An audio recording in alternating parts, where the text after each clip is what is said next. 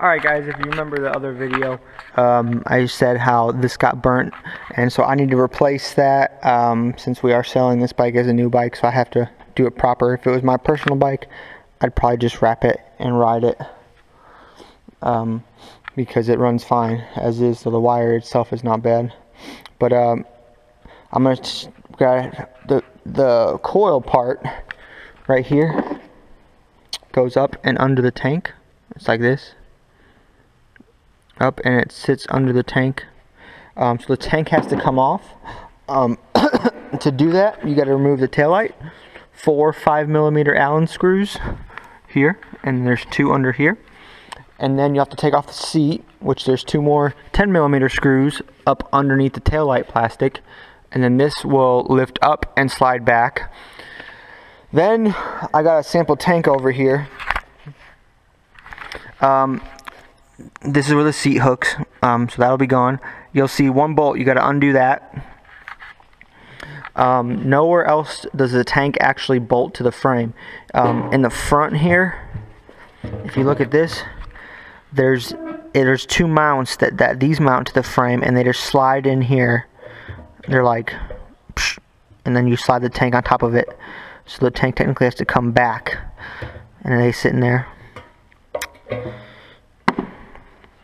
But these 2 and that are how it's mounted, so it's not really that tight. A couple fuel delivery right here coming out the bottom with the petcock, and then you got your float meter. But the tank itself is not held on that firm. You will have to undo this front fairing support bracket just so you can lift it up, and then you can probably. You might even have to undo both these. We're going to find out. But I just know that the tank has to come up enough to get access to the other end of that plug wire. So now we're looking at the Brozz right here. As you can see, we got 4 Allen 5mm screws. That dropped this.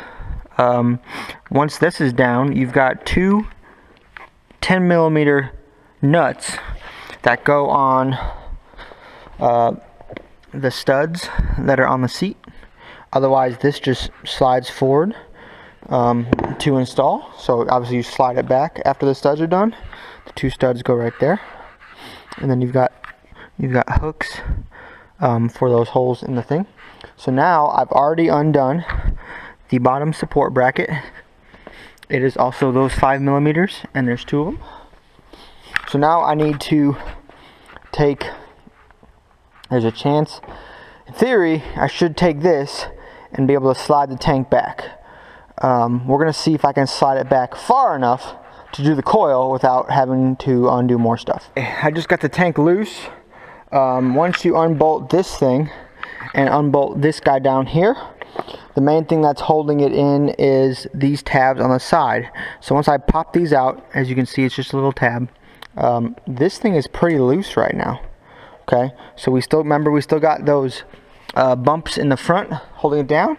One thing to note, to get that coil out easily, I'm probably just gonna take my crescent wrench, or if you got a ratcheting 8, looks like an 8, maybe 10, 8 or 10, get that out.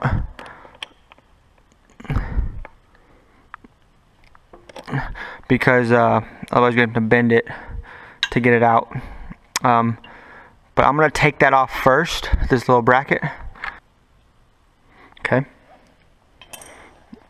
We're going to, there's that. I'm going to keep this off for right now. I'll have to set these bolts onto the side. I'll just leave them right here for right now.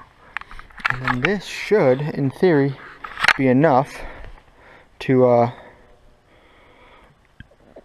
get the tank back far enough.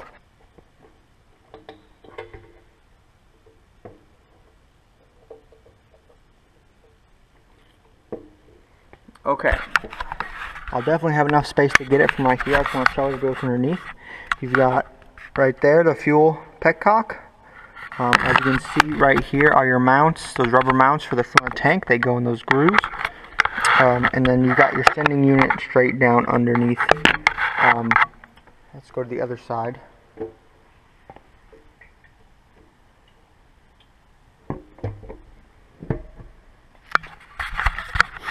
So I've still got fuel in this tank, so I don't want to undo everything. But this gives me access to the coil right there, and I'll be able to get this with a, looks like an 8, and then swap it out real quick and be ready to go. Alright, now keep in mind, once you've got those 8mm bolts out, this green wire connects to the base, the flat part, and then you've got one tab you just need to slide off. Might need a little plier or something to get that off because it's on there pretty tight. Alright, I got it with a little piece of pliers right there. It's a little slippery for just your fingers. And then once that's done, look at how bad that was burnt. Shoot, definitely don't get it close to that exhaust. Alright, so I can just snake this out. Old part, new part. There's a new one back in, put it back together. I think for a first time person doing a coil on their 250 CG 250 engine, this should be first time 1 hour or less for a guy who regularly turns a wrench every now and then on his car, truck, other bikes. 1 hour or less, especially after watching this video. For a guy who's a little bit more, a little slower, more meticulous, maybe newer to work on his own stuff, 2 hours if you're going slow. So not too difficult to do. These parts really don't go bad that often, but we do have them in stock. So give us a shout, shoot us a message. Brozz250.com. We'll have the parts as well. If you don't see them on the website, call P Sports. And you can call me or email me, and I'll send you what you need. So that was a lot easier than I expected it to be, being my first one as well. So not too bad.